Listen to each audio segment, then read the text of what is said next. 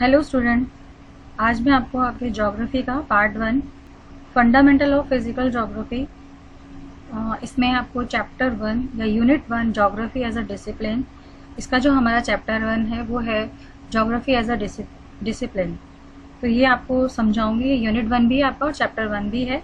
और इसके अंदर, इस चैप्टर के अंदर जो हम टॉपिक कवर करेंगे वो है आपके introduction of geography, what is geography, geographical phenomena, geography as a integrating discipline, physical geography and natural science, branches of geography and physical geography and its importance। तो ये सारी चीज़ें जिसमें हमें आपको पढ़ाना है। तो अब हम अपना चैप्टर स्टार्ट करते हैं। तो फर्स्ट जो आपका ये यहाँ से स्टार्ट होता है, ये आपका इंट्रोडक्शन दे रखा है, इंट्रोडक्शन टू ज्योग्राफी, ज्योग्राफी से related.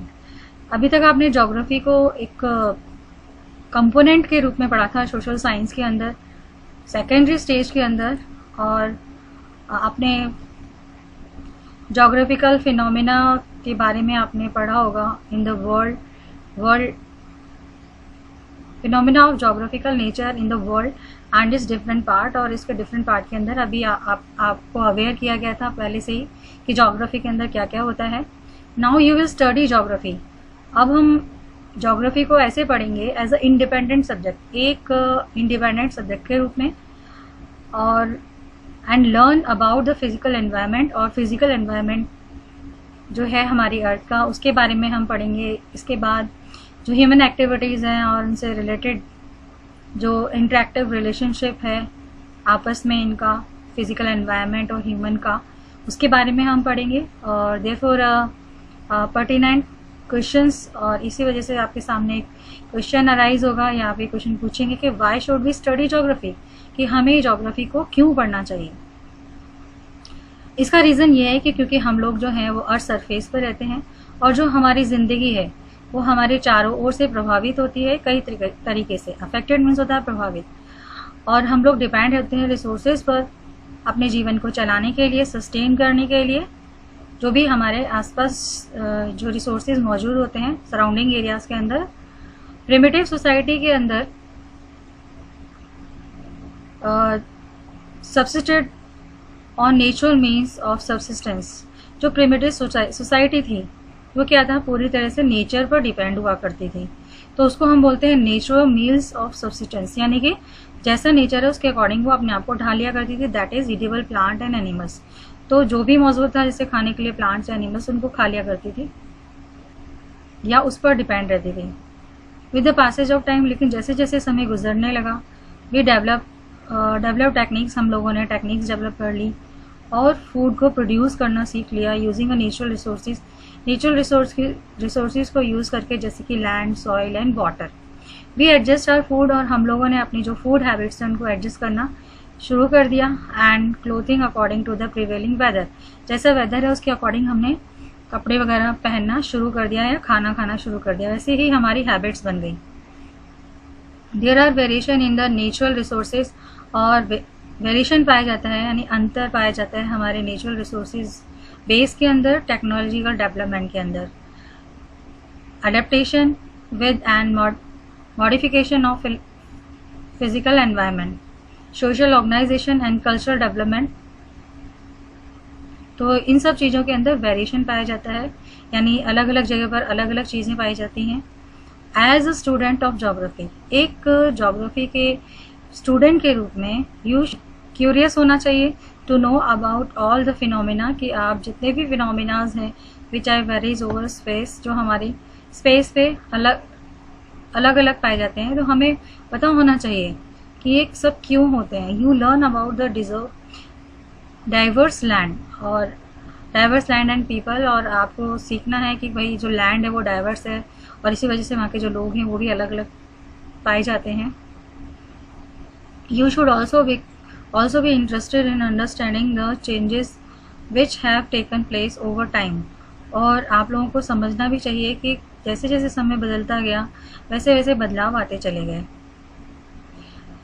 Geography equips to appreciate diversity. जो ज्योग्राफी है उसने हमेशा डाइवर्सिटी और इन्वेस्टिगेट को एप्रिशिएट किया है इनटू अ कॉज के रूप में responsible for creating such variation, और उसमें उन्होंने रीज़न बताया कि अगर ये वेरिएशन है तो उसके पीछे कोई रीज़न है over a time and space. You will find skill to understand, और आपको अपने स्किल को डेवलप करना पड़ेगा समझने के लिए। The globe converted into map, किस प्रकार से जो ग्लोब है उसको मैप के अंदर कन्वर्ट किया गया। And have visual sense of the earth's surface, the understanding of the skill obtained in the modern scientific technique, और जो स्किल ऑब्टेन की थी या समझे थे मॉडर्न साइंटिफिक टेक्निक के थ्रू, और इसमें हमने क्या समझा, कैसे इसको चेंज किया, तो सच एज क्या क्या टेक्निक्स आ गई थी मॉडर्न साइंटिफिक टेक्निक्स के अंदर। तो ये है, इसे GIS है and computer cartography equips you meaningfully contribute to national endeavors for development, और इन सब को समझने से ही आप जो नेशनल डेवलपमेंट है उसके अंदर अपना मीनिंगफुली कंट्रीब्यूट दे सकेंगे। तो ये तो था सारा आपका इंट्रोडक्शन। अब नेक्स्ट जो पैराग्राफ है वो आपको बताता है कि ज्योग्राफी क्या है। Now the next question which you have make like to ask. अब नेक्स्ट जो क्वेश्चन है जो आप पूछेंगे कि ज्योग्राफी है क्या। What is geography? You know that the earth is our home. जैसा कि आप लोग जानते हैं कि जो अर्थ है वो हमारा घर है। It is also the home of many other creatures. ये और भी कई क्रिएचर्स हैं, उनका भी घर है, चाहे वो क्रिएचर बिग हो या स्मॉल हो, which live on the earth and sustain, जो यहाँ अर्थ पर रहते हैं और जीते हैं। The earth surface is not uniform. जो अर्थ सरफेस है वो हमेशा एक जैसी नहीं रहती है। It has variation in its physical, इसके फिजिकल फीचर्स के अंदर वेरिएशन पाए जाते हैं। वेरिएशन मतलब होता है डिफरेंसेस या अंतर होना। देयर आर माउंटेन्स हैं, hills, valleys, plains, plateaus, oceans, lakes, deserts and wilderness. There are variations in its social and cultural feature too. वेरिएशन पाए जाते हैं इनके सामाजिक और सांस्कृतिक फीचर्स के भी अंदर। There are villages, cities, roads, railways, ports, markets and many other elements created by human being across the entire period of their cultural develop। और कल्चर के डेवलपमेंट के साथ साथ उसने बहुत सारी चीज़ों का डेवलपमेंट किया, जैसे कि गांव बसाए, cities, roads, railways, ports, markets वगैरह उसने जो है वो क्रिएट किए ह्यूमन बीइंग ने। द वेरिएशन प्रोवाइड, और जो वेरिएशन है provide to clue to the understanding the relationship between the physical environment and the social culture feature। और जो वेरिएशन है ये प्रोवाइड करता है, क्लू देता है कि जिससे कि हम समझ सकें कि जो रिलेशनशिप है फिजिकल एनवायरनमेंट और सोशल एंड कल्चरल फीचर्स का। The physical environment has provided the stage, जो फिजिकल एनवायरनमेंट है वो स्टेज प्रोवाइड करता है ह्यूमन बींग्स को, ह्यूमन सोसाइटी को, कि वो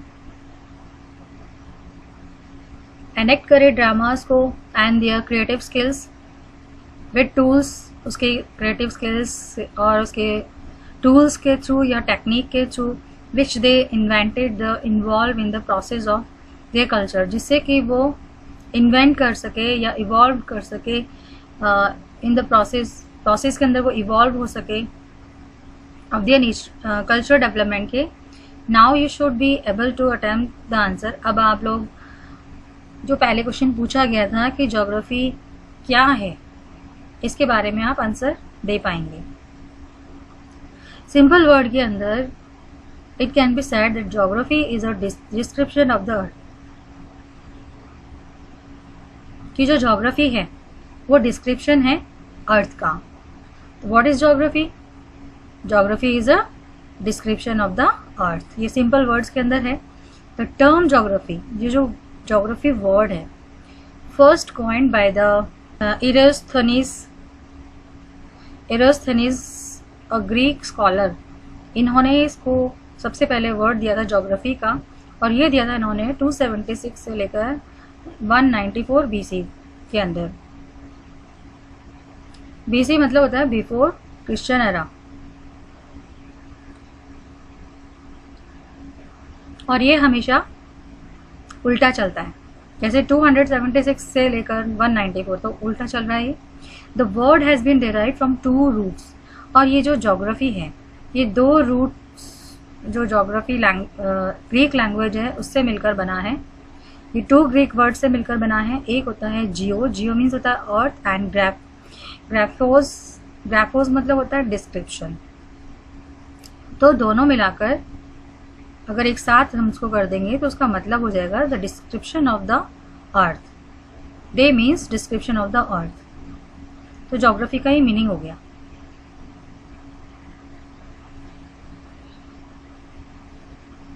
the earth has always been seen as a abode of human beings and the scholars define this geography। और इस प्रकार से जो ह्यूमन बीइंग है उसने अर्थ को अलग अलग तरीके से डिस्क्राइब किया। तो जो स्कॉलर्स हैं उन्होंने ज्योग्राफी के डेफिनेशंस दी, जैसा जिसने देखा उस हिसाब से उसने डेफिनेशन दे दी।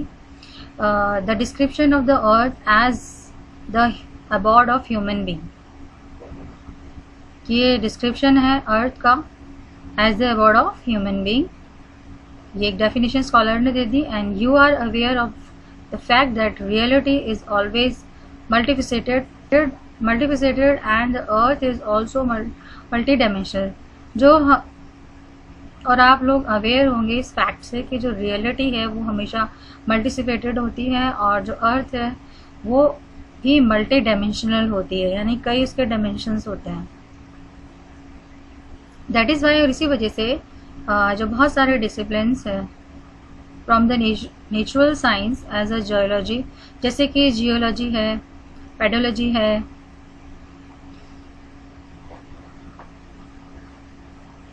ओशनोग्राफी है, botany, geology, zoology, metrology and the number of sisters disciplines, और भी इसके कई जो बहनें इनको बोल सकते हैं, इनसे रिलेटेड होती हैं, इसलिए ऑफ द सोशल साइंस वो इससे रिलेटेड होते हैं। जैसे कि economic, history, sociology, political science, इनको सिस्टर्स डिसिप्लिन कहा जाता है। एंथ्रोपोलॉजी एटसेट्रा, इनको डिफरेंट एस्पेक्ट से स्टडी किया जाता है।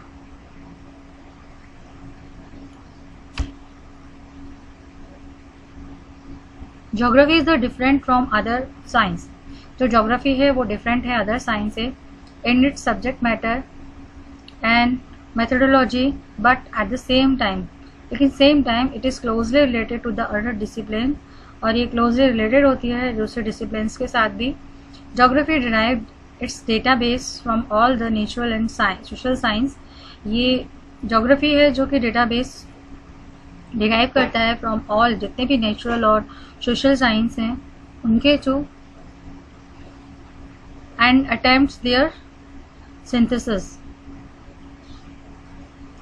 We have noted that there exists variation over the surface of the earth, और हम ये नोट करते हैं कि जो बहुत सारे वेरिएशंस हैं, डिफरेंसेस हैं अर्थ सरफेस पर इन इट्स फिजिकल और साथ में कल्चरल एनवायरनमेंट के अंदर।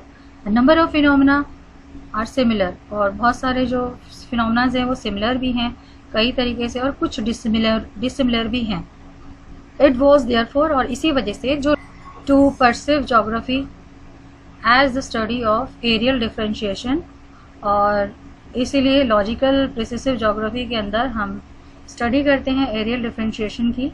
दस geography was receive to study all those phenomena, इसलिए ज्योग्राफी है उसको रिसीव किया जाता है उन सभी फिनोमेना से which are very over surface, जो कि डिफरेंट हैं सरफेस स्टडी ओनली, वो केवल वेरिएशन की स्टडी करते हैं in the phenomena over the earth surface space के अंदर, but also study the association, और उसके साथ साथ वो एसोसिएशन की भी स्टडी करते हैं विद द अदर फैक्टर कि वो इनसे कैसे रिलेटेड है विच कॉज दीज वेरिएशंस, जिसकी वजह से ये वेरिएशंस होते हैं। फॉर एग्जाम्पल जैसे कि क्रॉपिंग पैटर्न वो अलग होता है रीजन टू रीजन। अब आप देखो कि एक रीजन के अंदर दूसरी फसल लगाते हैं तो दूसरे रीजन में उससे अलग वैरायटी की फसल होती है, क्रॉप्स लगाई जाती हैं, but this variation in cropping pattern as a phenomena, और ये जो वेरिएशन है क्रॉपिंग पैटर्न का ये फिनोमेना है, is related to the variation in soil, और ये रिलेटेड है सॉइल के वेरिएशन से। अब कैसे देखो वेरिएशन कैसे पाया गया है इसके अंदर कि मिट्टी वहाँ की सॉइल अलग होगी, वहाँ का क्लाइमेट अलग होगा, डिमांड जो होगी मार्केट की वो डिफरेंट होगी, कैपेसिटी ऑफ द फार्मर जो है वो अलग होगी इन्वेस्टमेंट करने की, एंड टेक्नोलॉजिकल इनपुट्स जो अवेलेबल हैं वहाँ पर वो अलग होंगे। तो मतलब ये सारी वेरिएशन है, इसकी वजह से क्रॉप पैटर्न के अंदर वेरिएशन पाया जाता है।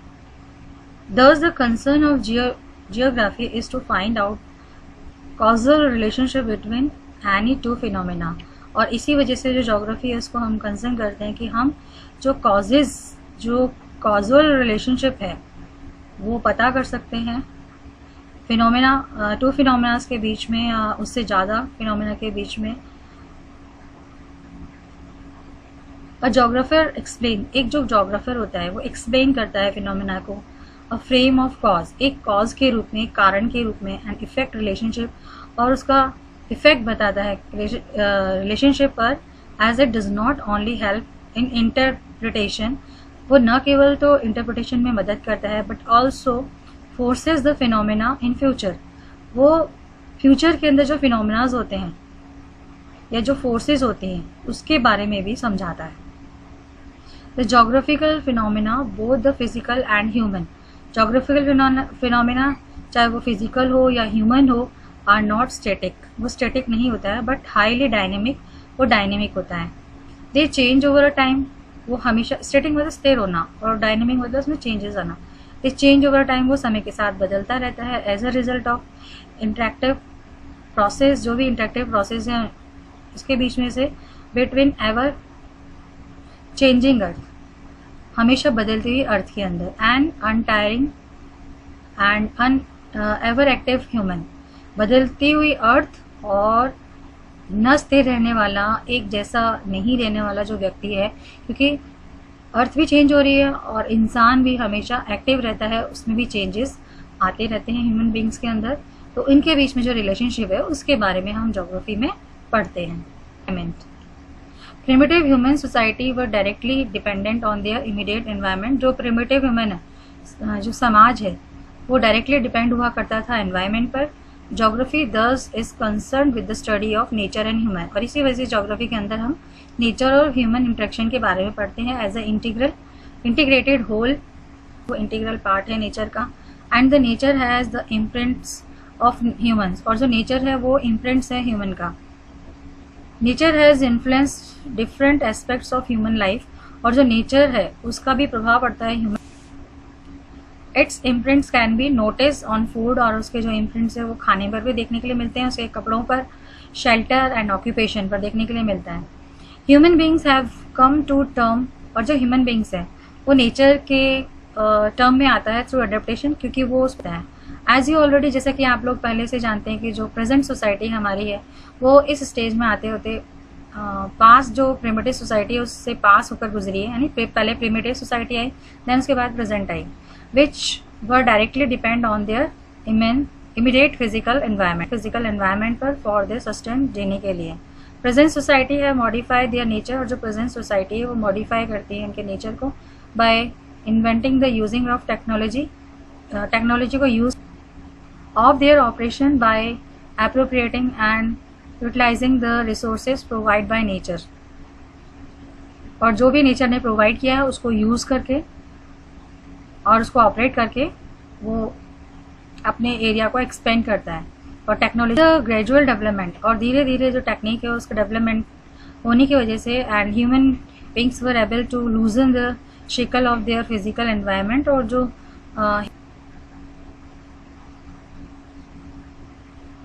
Technology help in the producing the hardness of the labour, increased labour efficiency and provided leisure to human being,